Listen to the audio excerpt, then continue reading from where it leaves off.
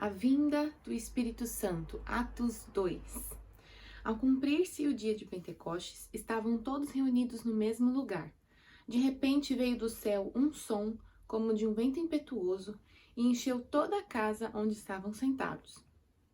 E apareceram distribuídas entre eles línguas como de fogo, as quais pousaram sobre cada um deles. Todos ficaram cheios do Espírito Santo e começaram a falar em outras línguas, segundo o Espírito lhes concedia que falassem. Estavam morando em Jerusalém judeus, homens piedosos, vindos de todas as nações debaixo do céu. Assim, quando se fez ouvir aquela voz, afluiu a multidão, que foi tomada de perplexidade, porque cada um os ouvia falar na sua própria língua. Estavam atônitos e se admiravam, dizendo: Vejam, não são galileus todos esses que aí estão falando? Então, como ouvimos falar, cada um em nossa própria língua materna?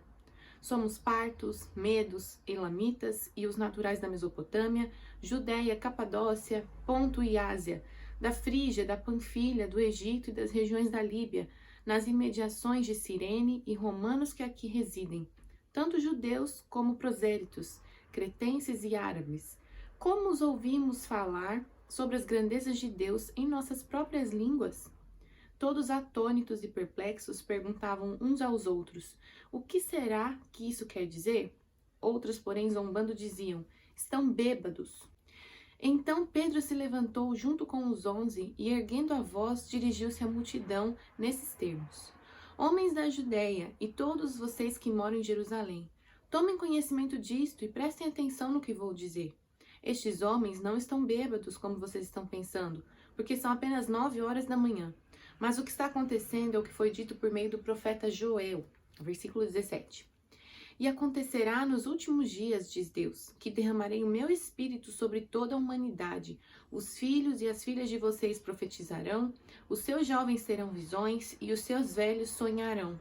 Até sobre os meus servos e sobre as minhas servas derramarei o meu espírito naqueles dias, e profetizarão.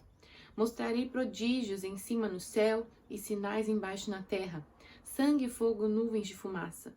O sol se transformará em trevas, a lua em sangue, antes que venha o grande e glorioso dia do Senhor.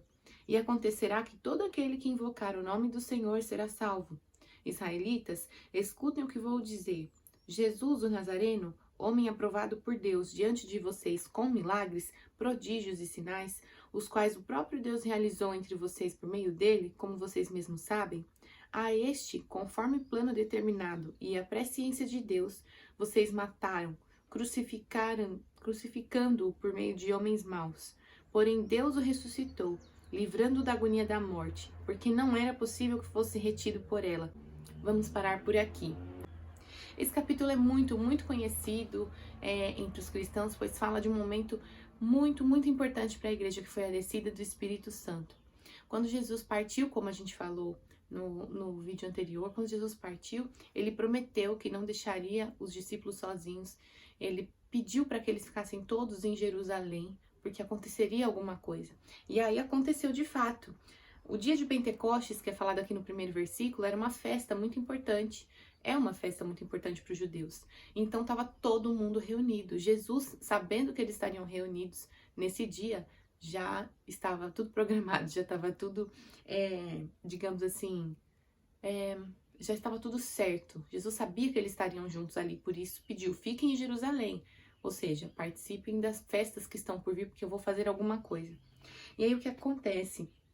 Todos estavam reunidos e de repente veio um som do céu. Como? Não veio um vento, mas veio um som, como se fosse de um vento muito forte, e encheu a casa onde eles estavam. Ou seja, Deus primeiro mandou um sinal, um barulho, um ruído, e depois Deus começou a distribuir línguas sobre eles, como de fogo. Aqui diz como de fogo. Fogo alastra, né? Você coloca fogo num lugar e logo ele começa a consumir o que está em volta. É algo muito rápido, né? Se uma casa, alguma coisa pega fogo, logo o fogo se espalha. Então, esse como de fogo, eu entendo aqui que as línguas que Deus foi dando para eles naquele momento foram se espalhando rapidamente, todo mundo começou a falar em línguas. E esse línguas aqui não são aquelas línguas que a gente está acostumado a ouvir em igrejas pentecostais, por exemplo. A minha igreja é pentecostal. Essas línguas são as línguas mesmo das pessoas. Ele até descreve aqui como a gente está ouvindo eles falando as grandezas de Deus nas nossas línguas? A gente é de partes diferentes do mundo. Aí eles falam aqui, ó, Capadócia, Judéia, Ásia, Panfilha, Egito. Ou seja, as pessoas estavam falando sem nunca terem aprendido outro idioma em outros idiomas. Eles estavam falando em outros idiomas. Eu entendo aqui, o que eu aprendo de lição nesse versículo, nesse capítulo, nessa parte aqui, é que Jesus queria realmente mostrar aquilo, ele queria de fato deixar bem cravado para os discípulos aquilo que ele falou no capítulo anterior. Ele disse que os discípulos e as pessoas que viessem a Cristo levariam o seu nome até os confins da terra, levariam o evangelho até os confins da terra. E até os confins da terra quer dizer falar com qualquer pessoa, em qualquer língua. Então Jesus, quando manda o Espírito Santo, Deus quando manda o Espírito Santo ali, e as pessoas começam a falar em outras línguas, eu entendo que ele estava dando capacidade para as pessoas falarem do nome de Jesus em qualquer lugar e realmente cravar que eles tinham que sair de Jerusalém e levar o nome de Jesus para onde quer que o Espírito mandasse. E o Espírito Santo, ele é a nossa companhia até hoje. O Espírito Santo é aquele que nos capacita. Ou seja, naturalmente, nenhum deles tinha capacidade de falar outra língua. Não que não pudesse estudar e aprender, mas naquele momento nenhum deles podia. E o Espírito Santo veio com a capacidade de falar em outras línguas.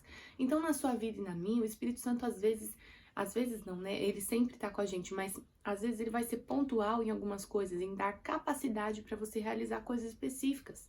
Tem coisas que vão além da nossa compreensão, coisas que vão além da nossa capacidade. E quem nos ajuda nisso? É o Espírito Santo. O Espírito Santo está conosco todos os dias da nossa vida. Ele mora dentro de nós. Ele habita dentro de nós. Ele está sempre falando com a gente. A gente às vezes não ouve. Mas naquele momento que você precisar de algo específico, você fala, isso aqui eu não dou conta de fazer, eu não consigo. Quem é que pode te ajudar? O Espírito Santo. Aqui, Deus estava mostrando para os discípulos que a capacidade que eles não teriam naquele momento, em qualquer momento que eles fossem ter, quem daria era o Espírito Santo. E aí depois Pedro vem e prega para eles, explicando o que é que estava acontecendo. Eles não estavam embriagados, aquilo era uma promessa feita lá em Joel 2. Se você quiser dar uma olhadinha lá em Joel, o capítulo 2, ele tem essa promessa. E aí Pedro descreve essa promessa, dizendo que a vinda do Espírito Santo já estava prometida. E depois ele explica lá também sobre Davi, ele fala bastante coisa. Tudo isso para justificar que aquilo que as pessoas estavam vendo e ouvindo não era bebedice, não era coisa do homem, era uma coisa vinda de Deus, dos céus. Então essa foi a lição que nós aprendemos hoje no capítulo 2 de Atos. Depois você pode continuar sua leitura, terminar o capítulo, para você poder pegar o panorama todo, entender tudinho. E é isso. A gente se vê no próximo devocional.